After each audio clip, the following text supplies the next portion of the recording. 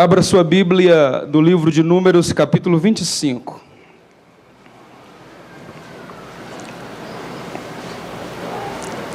Aqueles que encontraram, digam amém. Enquanto Israel se demorava em Sitim, o povo se entregou à prostituição com as filhas de Moabe. Estas convidaram o povo ao sacrifício dos seus deuses, e o povo comia e se prostrava diante deles. Juntando-se Israel a Baal-Peor, a ira do Senhor se acendeu contra Israel. Disse o Senhor a Moisés: toma todos os cabeças do povo e enforca-os ao Senhor ao ar livre, e o ardor da ira do Senhor se retirará de Israel. Assim Moisés disse aos juízes de Israel: cada um mate aquele dos seus homens que aderiram a Baal-Peor. Então chegou um homem dos filhos de Israel e trouxe a seus irmãos uma midianita perante os olhos de Moisés e de toda a congregação dos filhos de Israel, enquanto eles choravam diante da tenda da congregação. Vendo isso, Finéias, filho de Eleazar, filho de Arão, sacerdote, levantou-se do meio da congregação, tomou uma lança, seguiu o israelita até a tenda e lá traspassou-os pelo ventre ao homem israelita e à mulher, e cessou a praga que feriu os filhos de Israel. Os que morreram da praga foram 24.000. Então disse o Senhor a Moisés: Finéias, filho de Eleazar, filho de Arão, sacerdote, desviou a minha ira de sobre os filhos de Israel, pois foi tomado de zelo por mim no meio deles. Por isso, no meu zelo, não consumi os filhos de Israel. Portanto, dize: dou-lhe a minha aliança de paz. Ele e a sua semente depois dele terá a aliança do sacrifício perpétuo, porque foi zeloso pela honra de seu Deus e fez propiciação pelos filhos de Israel. O nome do israelita que foi morto com a midianita era Zinri, filho de Salu, príncipe da casa paterna dos simeonitas. E o nome da mulher midianita era Cosbe, filha de Zur, cabeça do povo da casa paterna entre os midianitas. E você diz amém. As peregrinações do povo de Israel pelo deserto constituem-se no pano de fundo dos maiores milagres registrados na Bíblia Sagrada. Havia no coração de Deus o intento, o desejo de que não houvesse nenhuma dúvida no coração do seu povo acerca da grandiosidade dele, da divindade dele, do poder miraculoso dele. E para tanto, Deus não poupou esforços, dando a eles inúmeros milagres. A exemplo do que falo, quando Israel ainda estava em pleno sofrimento, sob o comando de Faraó, Deus enviou Moisés, e pela própria vontade de Deus, o coração de Faraó era endurecido com o único intuito: que o povo viesse a declarar com a própria boca que era impossível a libertação deles. Deus, quando Ele olha para a nossa vida e quando observa que o fato é possível ser resolvido por nossas próprias mãos, eu acredito que Deus não move uma palha em nosso favor. Mas quando a coisa perde um pouco o controle, ou totalmente o controle, a ponto de dobrarmos os nossos joelhos, erguermos os olhos ao céu e dizermos que não há jeito, que não há solução, que somente Deus pode fazer, aí Deus se levanta do trono e começa a realizar grandiosos milagres, simplesmente para que não haja dúvida no coração do alvo de Deus, de que Ele é o único e verdadeiro Deus. Foi o que aconteceu com Israel. Enquanto Deus endurecia o coração de Faraó, o povo ficava meio que na retaguarda, na expectativa de um milagre. Deus então envia 10 pragas para que o nome do Senhor fosse glorificado. Após essas 10 pragas, o povo é liberto, e eles começam agora a peregrinar pelo deserto. Logo no primeiro desafio, eles encontram um dos braços do Mar Vermelho como empecilho para que eles pudessem lograr êxito na sua missão. Na retaguarda estava o exército inimigo. E na teologia bíblica, irmãos, o maior milagre veterotestamentário é a abertura do Mar Vermelho. Deus, num ato de muito poder, faz com que Moisés toque nas águas e o Mar Vermelho se abre e o povo passa a pé enxuto. Do outro lado, a alegria era algo real, palpável e tangível na vida dos israelitas, a ponto de Miriam pegar um pandeiro, junto com algumas irmãs, acredito que se eu fosse contextualizar hoje, seriam as irmãs do círculo de oração, e começaram a cantar uns corinhos de fogo, em gratidão ao milagre que receberam de Deus. Deus estava presente. Deus estava se manifestando e não havia motivos para que a dúvida viesse tomar conta dos céus agora. A Bíblia diz também que após 3 dias desse grande milagre, o povo vai caminhando, a sede começa a bater e não havia água. E quando eles encontram um rio, observam que a água era amarga. Mas aí Deus mais uma vez mostra o seu milagre, fazendo com que as águas se tornem doces. Deus, a todos os instantes, estava mostrando que Ele era Deus. E que não havia outro Deus além dele. Não havia estátua, não havia ídolo, não havia pessoa, não havia nada, nem nesse mundo, nem fora desse mundo, que pudesse tomar o lugar de Deus. Entretanto, irmãos, no capítulo 25 do livro de Números, eu encontro algo inopinado acontecendo. A Bíblia diz que o povo continua na peregrinação pelo deserto, e aí eles passam nas terras moabitas, e a Bíblia dá um detalhe logo no versículo 1, dizendo que o povo se deteve, ou estacionou em Sitim. O problema deles aqui foi justamente esse, não era passar em Sitim, mas parar em Sitim. Sitim, o nome Sitim, é uma transliteração do original que significa acácia.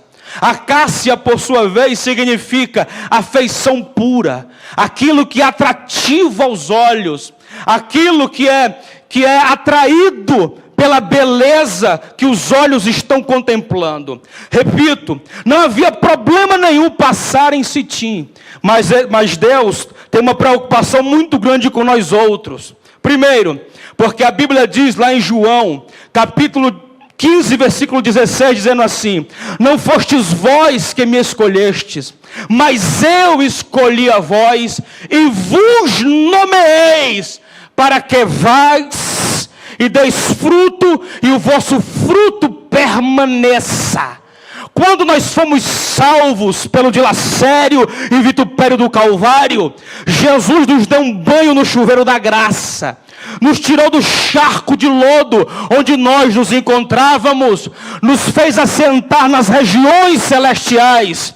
E como diz João quando escreve o livro do Apocalipse, capítulo 5 e versículo 10, diz que ele nos fez reis e sacerdotes. Na palavra de João, capítulo 15, diz que ele nos nomeou. Deus preza muito pelo nosso nome, porque o nosso nome vai determinar o que somos e o que representamos para ele.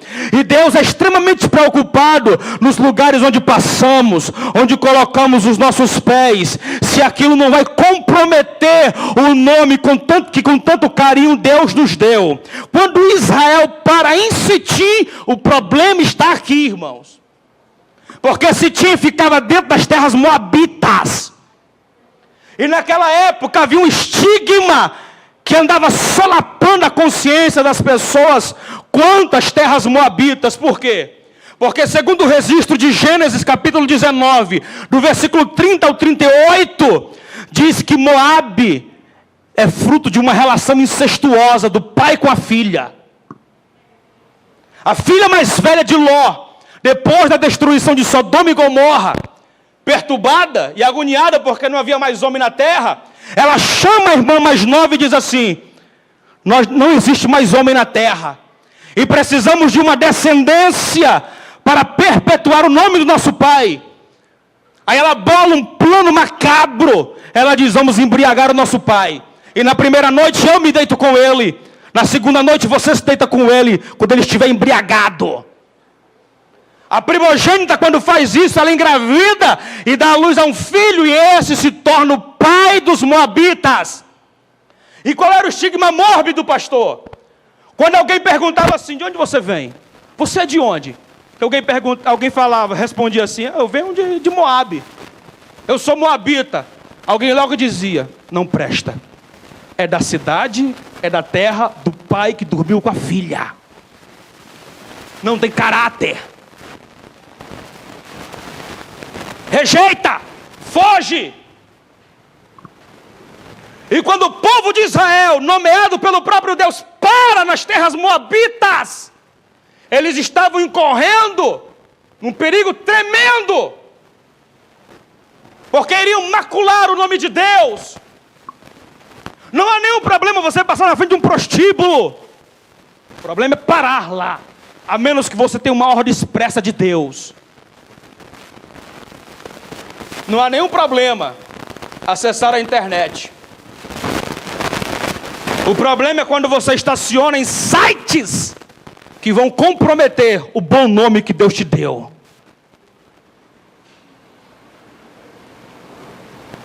Não há nenhum problema de você estar na escola, na faculdade, no trabalho e ter amigos ímpios.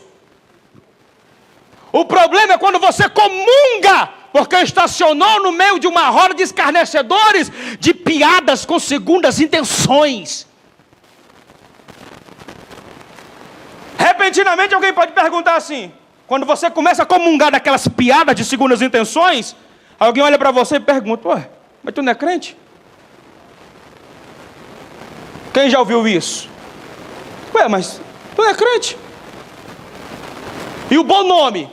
E vos nomeeis para que vás e deis bom fruto e o vosso fruto permaneça. Onde você coloca a planta do teu pé, está chegando ali o reino dos céus, irmãos. Você é embaixador dos céus, e Deus conta com isso. Eu fiquei agoniado com a mensagem que iria pregar, por causa de um sonho que eu tive, de segunda para terça-feira.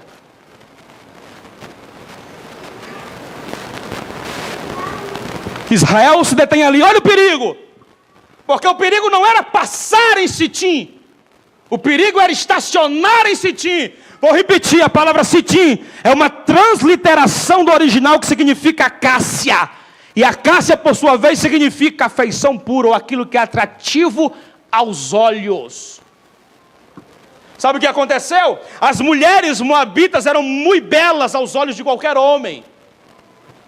Eram irresistíveis. O problema não era passar. Quando eles param, começam a ser envenenados por três coisas que o evangelista João descreve na sua epístola universal. 1 João capítulo 2, versículos 15 e 16, que diz assim: se alguém ama o mundo, o amor do Pai não está nele. Aí ele diz, porque o amor do mundo, três coisas: concupiscência da carne, concupiscência dos olhos e soberba da vida, não vem do Pai, mas vem do mundo. O versículo 17 ele diz, mas o mundo passa e a sua concupiscência, mas aquele que faz a vontade de Deus permanece para todos sempre. Pode ser tentador, querido, pode ser atrativo, mas olha o que João diz no versículo 17: o mundo passa, e para ele passar você não pode estacionar, você tem que continuar. Porque se você parar, você vai cair no erro desses israelitas. O mundo passa, e a concupiscência, a tentação também passa. Quando eles pararam, a concupiscência dos olhos entrou em ação. Eles olharam para aquelas mulheres e viram que eram muito belas à vista. E aí, irmãos, a Bíblia diz que elas eram adeptas ou adoradoras de Baal Peor. Quando eles caem na concupiscência dos olhos, repentinamente entra em ação a concupiscência da carne. E consequentemente a soberba da vida. Porque eles começaram a se envolver com aquelas mulheres, ao ponto de, escute, elas chamarem todos os israelitas para adorarem a Baal Peor. Sabe o que dói minha alma? É porque não fazia pouco tempo Deus estava manifestando o seu poder, mostrando que Ele era o único Deus e que fora dele não há Deus. Só que por causa da concupiscência dos olhos, da soberba da vida, eles perderam a sensibilidade.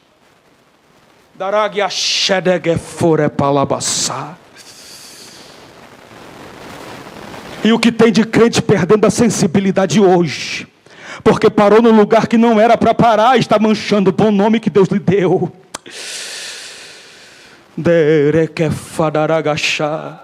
Tem crente que está igual Sansão, pastor Levi.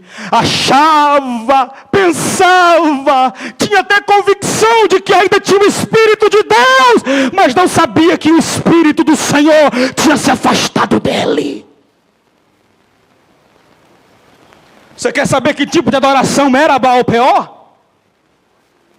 Orgias sexuais. Ao ar livre. Aqueles que estavam gozando de uma experiência indelével com Deus, perderam a sensibilidade. E agora esquecem o poderio, a majestade, a grandeza de Deus. E começam ao ar livre, em cenas de orgias sexuais, adorando a Baal Peor.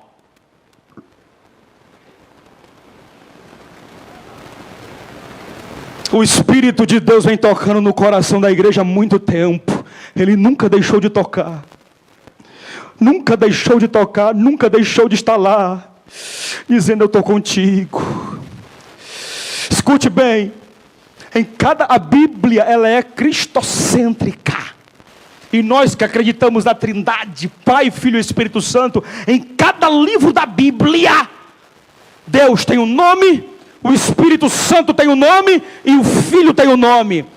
E na carta de Tiago, sabe como é que o Espírito Santo é conhecido? Como o Espírito que tem ciúmes de nós.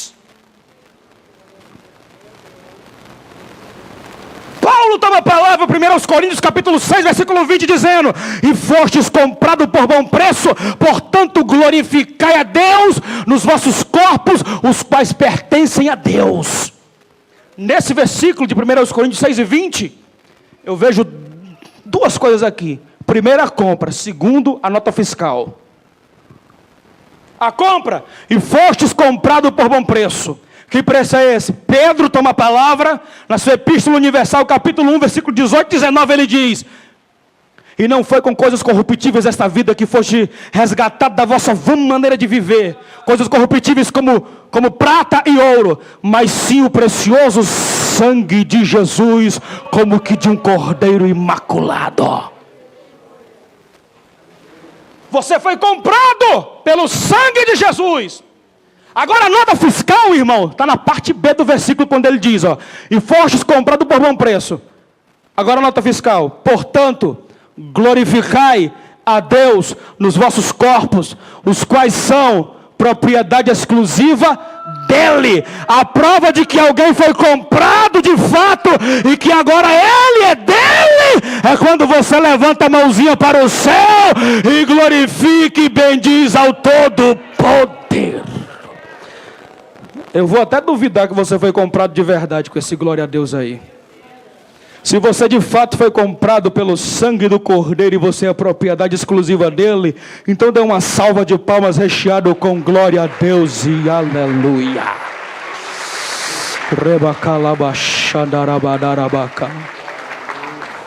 Agora olha só, irmãos. Tiago capítulo 1, versículo 14 e 15 diz assim: que se alguém é tentado, primeiro, ele é atraído e engodado pela sua própria concupiscência. Vou repetir: quando alguém é tentado, ele é atraído e engodado pela sua própria concupiscência. Versículo 15: a concupiscência, quando a concupiscência é concebida, ela dá luz ao pecado, e o pecado gera a morte. Muito cuidado com a concupiscência dos olhos. Muito cuidado onde você coloca os teus olhos, porque os olhos é a candeia da vida. Se os teus olhos forem bons, o teu corpo terá luz. Se os teus olhos forem maus, o teu corpo será tenebroso. Quando eles param ali, irmãos, eles são tentados, primeiro, porque foram atraídos. Acácia, atração, aquilo que é atrativo.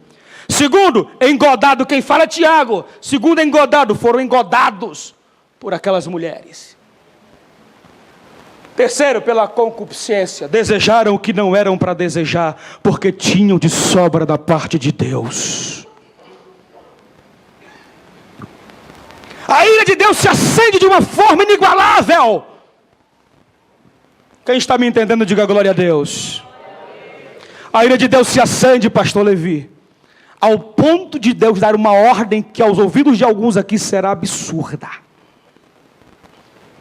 Deus diz: Moisés, reúne todos os cabeças de Israel e mata, está escrito, mata ao Senhor, diante de todos aqueles que se envolveram com Baal-Peor, enforca-os à luz do sol, aos olhos de todos.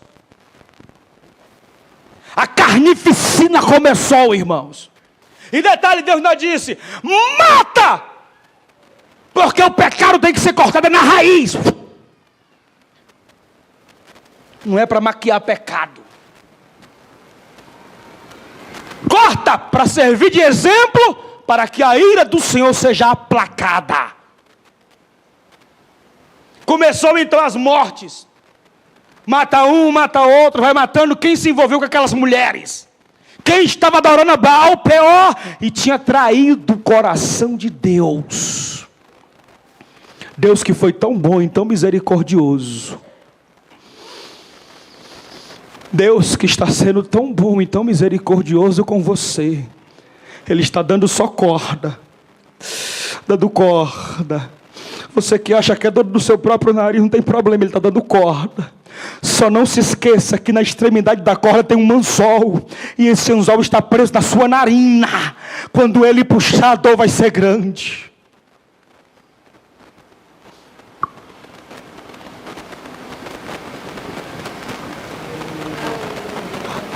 24.000 pessoas estavam mortas. Repentinamente, pastor Levi Lima, eu queria que você agora dobrasse a sua atenção e olhasse para mim, porque a espinha dorsal, de fato, do meu sermão é agora. 24.000 pessoas já foram assassinadas, mortas, a mano do próprio Deus, por causa do pecado. Sabe o que acontece? Repentinamente aparece um camarada, enche o peito, de mão dada com uma mulher aqui, caminhando numa boa. E diz a Bíblia que o miserável foi na presença de Moisés. Acredito que a mulher era a mais bela que existia. Para ele, aquilo ali era um troféu. Aí, eu me garanto, olha que a mulher que eu tenho, olha a mulherzão que eu estou aqui. E vai caminhando. A Bíblia diz que nesse interregno, toda a congregação estava na porta da tenda, ajoelhado e orando, clamando pela misericórdia de Deus. E o camarada fez pouco caso. Saiu caminhando, numa boa. O pessoal orando e ele escarnecendo. Como quem dissesse assim: para que esse negócio? Para que esse negócio de estar orando demais? Já morreu muita gente. Deus vai já aplacar sua ira. Não precisa, isso é exagero. Isso é um absurdo.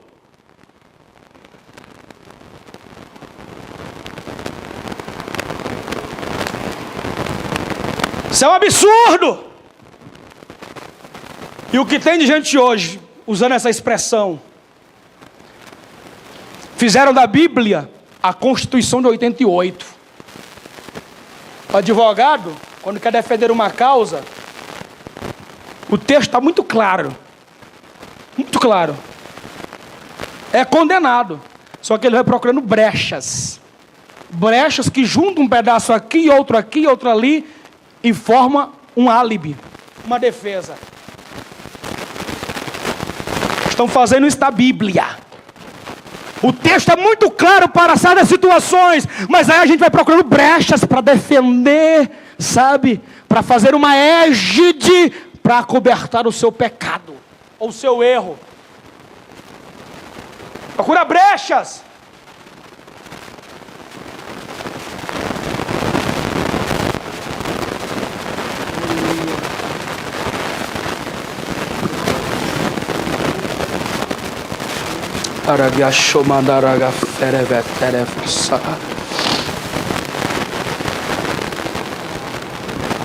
O povo está lá, irmãos. Esse camarada vem numa boa. Sabe por quê? Sabe qual era o nome dele? Zinri. Diga bem alto, Zinri. Diga mais alto, Zinri. E ele vem com uma mulher chamada Cosbi. Diga Cosbi. Sabe, no original hebraico, sabe o que significa Zinri? Celebridade. No original hebraico, sabe o que significa Cosbi? Enganadora. Celebridade. Eu me acho. Eu sou o melhor. Eu posso, eu sou. Ziri, celebridade, eu posso, eu sou. Só que ele não sabe, irmãos, que a Bíblia diz: aquele que se exaltar será humilhado. Em contrapartida, aquele que se humilhar será exaltado pela mão do próprio Deus. E aí, irmãos, quem é exaltado demais, Deus passa-lhe uma rasteira. Se levanta Cosbi, que no original hebraico significa enganadora. E a enganadora só engana quem se acha demais. Porque aqueles que dependem de Deus, que vivem na dependência do eterno, são orientados pelo Espírito de Deus e não perderam a sensibilidade ainda. Aparece a Cosbi da vida e vem e começa a ludibriar a consciência de Ziri. A Bíblia diz que Ziri era filho dos principais, dos maiorais, então ele se sentia no direito de não ser repreendido, no direito de não ser chamado a atenção, no direito de se achar melhor do que os demais. E aí veio quem? Uma mulher das midianitas. Irmão, não estou pregando aqui contra a mulher não, tá? Pelo amor de Deus. Eclesiastes capítulo 7, versículo 26 diz: Salomão, achei uma coisa mais amarga do que a morte. A mulher cujos braços são laços de morte, e quem for bom diante de Deus escapará dela. É o que está escrito.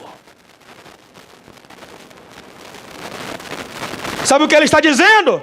Aquele que for bom, e para ser bom diante de Deus tem que ter temor a Ele. Tem que andar jejuando. Tem que andar de joelho dobrado. Tem que andar em intimidade com a Bíblia. Tem que andar obedecendo o pastor da igreja. Não pode ser rebelde. Tem que honrar o seu líder, independente da situação. Porque a Bíblia diz que o temor ao Senhor é o princípio da sabedoria. Em Eclesiastes diz: quem for bom e sábio escapará dela. Para ser sábio, primeiro tem que ser temeroso. Tem que ter temor a Deus. Porque quando tem temor a Deus, o Espírito Santo encontra liberdade para compartilhar com Ele coisas que só existem no coração de Deus. Prova, pastor, prova. Paulo descreve aos Coríntios, 1 Coríntios capítulo 9, e o versículo 10 ele diz: porque coisas que o olho nunca viu, o ouvido nunca ouviu, O ouvido nunca ouviu e nunca subiu ao coração do homem. São estas coisas que Deus preparou para todos aqueles que o amam. E no versículo 10 ele diz: mas Deus nos revelou pelo seu Espírito, porque o Espírito de Deus perscruta as mais profundezas de Deus e traz e revela ao nosso coração. À medida que temos intimidade e temor, o Espírito Santo vai encontrando liberdade e vai trazendo aquilo que você nunca ouviu, aquilo que você nunca ouviu, e começa a comungar com você. O que me dói, pastor Manuel, é que nós vivemos numa época de uma superficialidade tão extrema. Crentes raquíticos, sem intimidade com Deus, não conhecem o Pai.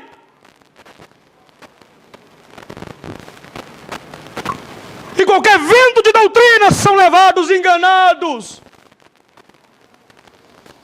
Deus hoje está falando com você, sabe por quê? Porque Ele te deu um bom nome, Ele zela por sua vida. Ele não quer te perder. Aí lá vem Zire e Cosbe, enganadora. E quantos estão sendo enganados hoje por uma Cosbe? Não digo fisicamente uma mulher, mas quantos estão sendo enganados por uma Cosbe? Irmãos, o que eu falo é tão sério. Quem aqui já assistiu aquele seriado Todo Mundo Odeia o Chris? Levanta a mão aí. Deixa de mentir, irmão. Levanta mais a mão aí que eu sei que você assistiu. Eu assisti todos os episódios, irmãos. Me perdoe, tá? Por ter chamado você dizer que você estava mentindo. Não é essa a minha intenção, não. Tem um episódio, o assassino da tesoura. Já tem gente rindo aí porque lembrou, né? O Chris, preste bem atenção nisso. O Chris, ele tinha que desenvolver um texto que ganhasse repercussão lá na Corleone, a escola dele. Só que ele faz um texto baseado na vida do Doc, que era o comerciante, na vida amorosa do Doc. Só que ele viu que ao ler aquilo ali não ia dar repercussão nenhuma.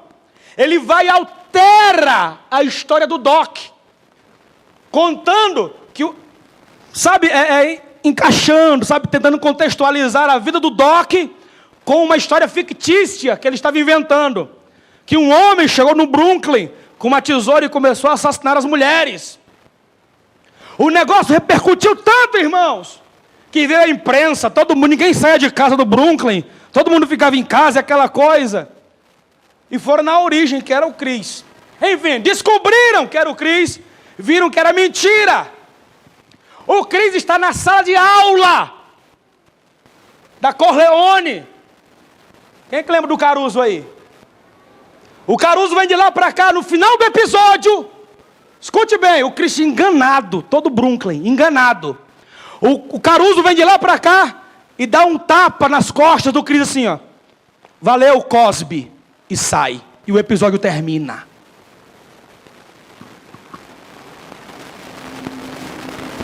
E aí? Mensagem subliminar. No dia que eu assisti isso, quando ele falou Cosme, Jesus, olha aí.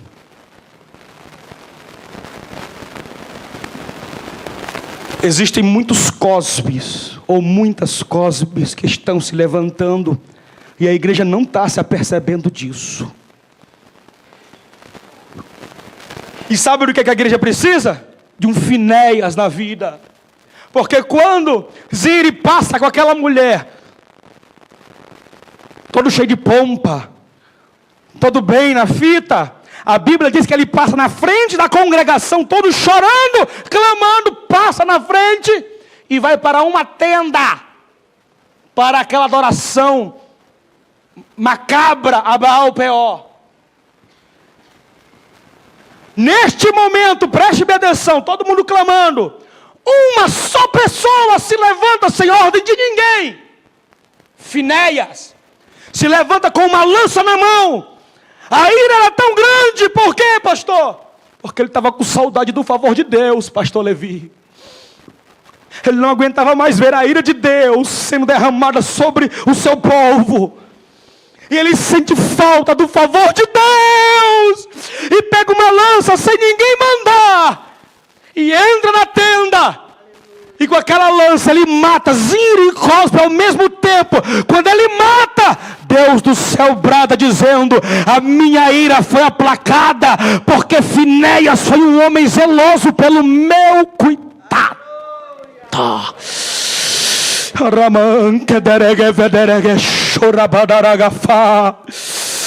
Deus está precisando de Finéias. Homens e mulheres destemidos, que não temam a morte, e nem os disse-me-disses, e que tomem atitudes extremas. Atitude de olhar e dizer: está errado. Eu não aceito, porque eu quero é que meu Deus venha trabalhar, e não ficar acostumado com pouca coisa que recebe de Deus.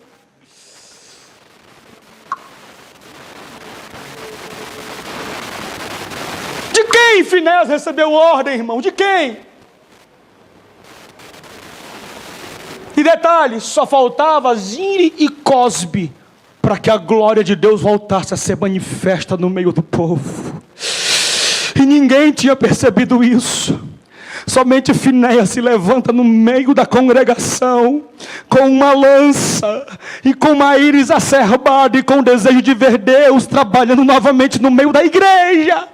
Ele vai lá e mata Cosbe e Zinri. Deus está procurando Finéias esta noite, para que Deus possa ter mais liberdade para trabalhar entre nós, e as almas se renderem ao altar de Deus.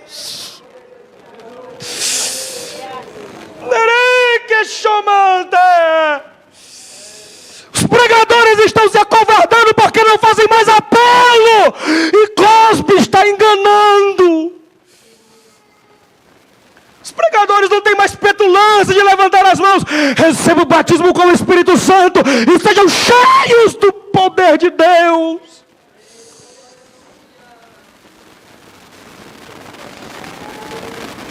E Deus vai cobrar. E como vai cobrar? A minha esposa daqui, irmãos, ela sabe que eu não iria pregar essa mensagem hoje. A pastora Glória também sabe que eu comunguei com ela. Só troquei a mensagem por causa de um sonho que eu tive. E quando Deus disser conta o sonho, eu conto. Eu não sou de ter sonho, irmãos. Quem me conhece aqui sabe que eu não sou de ter sonho, não sou movido a profecia, a revelação. Os irmãos aqui me conhecem. Embora crendo em profecia, em revelação, crendo eu creio, porque sou pentecostal, mas eu não sou movido por isso.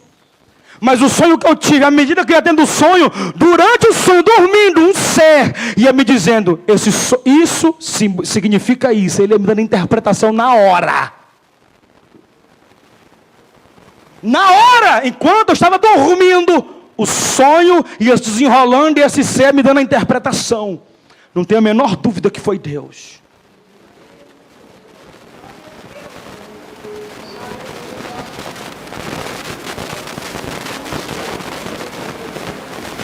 Quando Zinri faz isso, irmãos, a Bíblia diz que a voz de Deus é ecoada, e as pessoas ouvem o próprio Deus falando assim: Finéias, homem que foi zeloso pelo meu cuidado, a partir de agora é ele que eu quero, não vai se apartar da casa dele.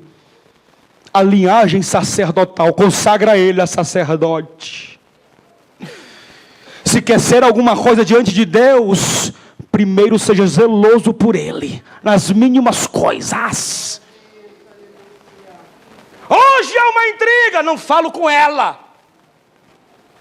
não falo com ele, está perdoado. Está faltando finesse levantar, irmãos, para botar isso por terra.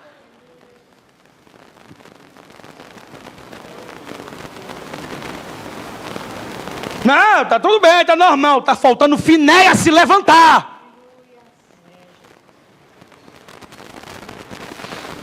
E para encerrar, irmãos, aqui, Hoje eu estou zangado, irmãos, para pregar. O pastor Manuel disse que quando eu prego, Como é, Manuel? Eu sou zangado, é? Hoje eu estou zangado mesmo, com o cão. Estou zangado com o diabo hoje.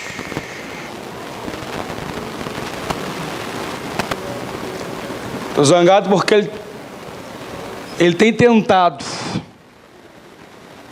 inserir no seio da igreja diversos cosbes. Mas eu louvo a Deus esta noite, porque o nosso Finéias espiritual, que é o Espírito Santo, está entre nós esta noite para desfazer todas as obras do diabo. Só que além dele desfazer, ele já está quebrando o teu galho, viu? Ele já está quebrando o teu galho. Além dele desfazer, ele está querendo vocacioná-lo para ser um Finéias. Se alguém aqui se voluntaria a ser um Finéias de Deus, por favor, o mais veloz que você puder, se levante da sua cadeira. Baragadarega fure chorabadaraba carabadarabaka.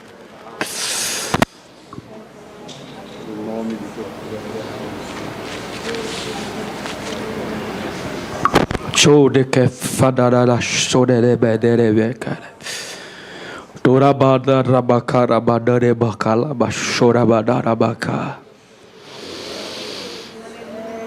Pela boca de Daniel, Deus disse que Ele mesmo é o Deus que revela o oculto e o escondido. Eu estava pregando, eu não lembro se era um congresso, em outro estado, e eu pregava sobre o Espírito Santo e a liberdade dele na igreja. Eu acho que eu contei isso aqui na igreja já alguma vez, não lembro. Se eu tiver contado, vou contar de novo.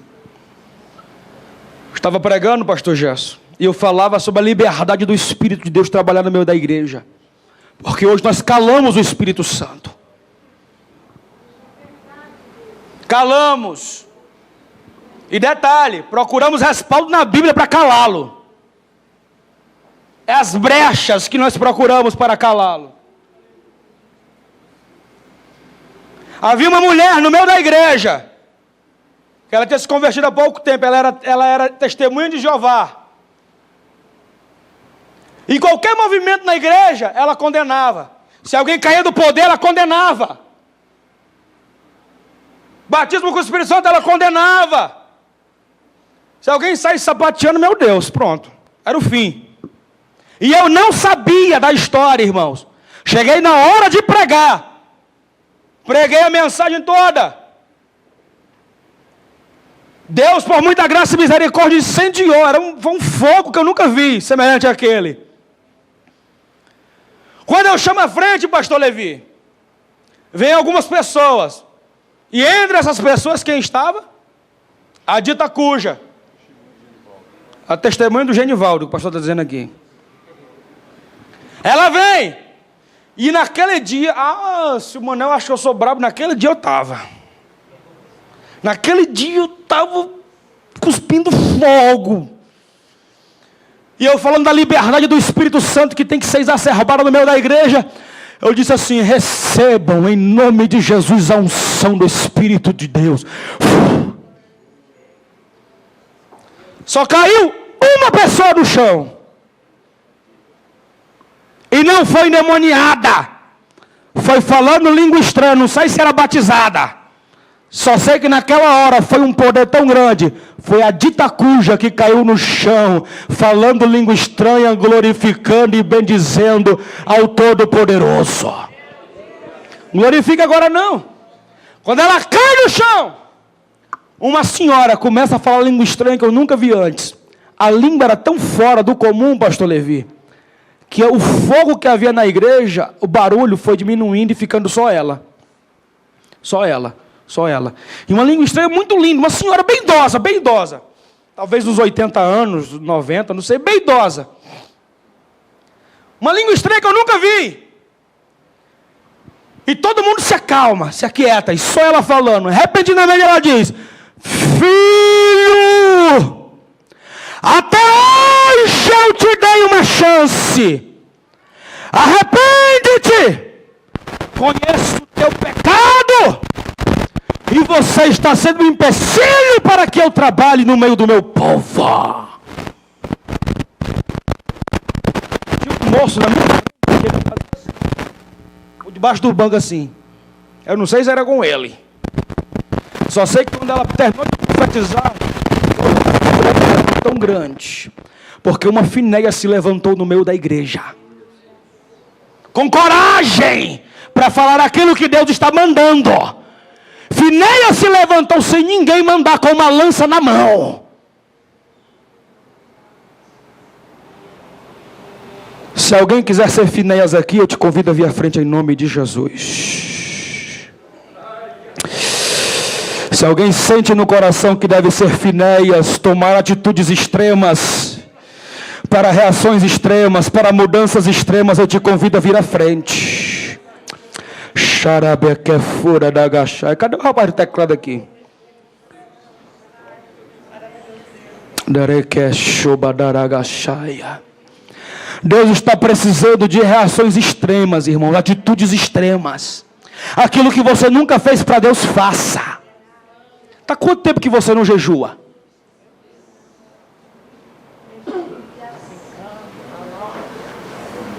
Está quanto tempo que você não passa um tempinho em oração com Deus? Porque a televisão, ou a internet, ou o WhatsApp, ou o Facebook, sei lá, está tomando o tempo todo.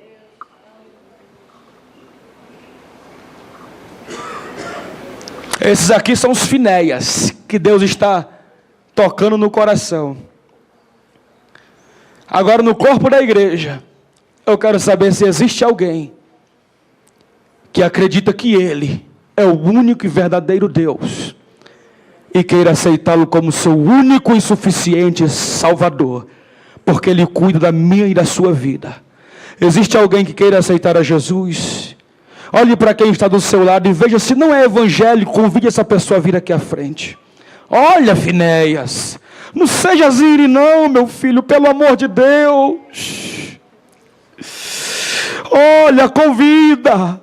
Você está com a lança na mão para aplacar a ira de Deus e agora se manifestar e não quer fazer.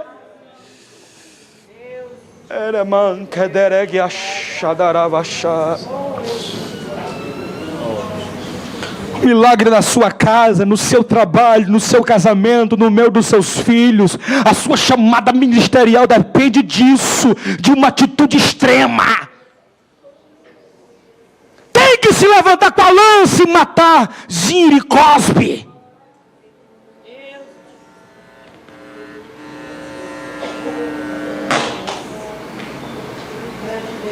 Tem que ser audaz para botar o valente da tua casa por terra e deixar com que Deus manifeste a glória dele lá dentro.